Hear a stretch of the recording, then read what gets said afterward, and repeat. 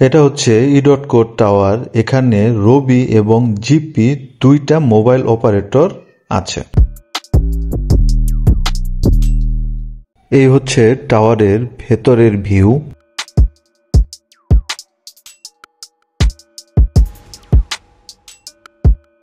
Mobile টাওয়ারের সকল ধরনের লিঙ্ক যেমন 2G, 3G, 4G, 5G সব এই টিএক্স র্যাক থেকেই যায়।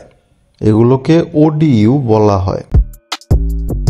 এটা হচ্ছে রেকটিফায়ার অর্থাৎ এসি টু ডিসি কনভার্টার। শুনে অবাক হবেন, মোবাইল টাওয়ারের ম্যাক্সিমাম ইকুইপমেন্ট ডিসি পাওয়ারে চলে। এটা হচ্ছে ডিবিএস ফ্যান যা রুম টেম্পারেচার কন্ট্রোল করে। এগুলো হচ্ছে লিথিয়াম ব্যাটারি যা কারেন্ট চলে গেলেও টাওয়ারকে 6 থেকে 8 ঘন্টা ব্যাকআপ দেয়। সবার শেষে এই হচ্ছে পাওয়ার ডিস্ট্রিবিউশন বোর্ড।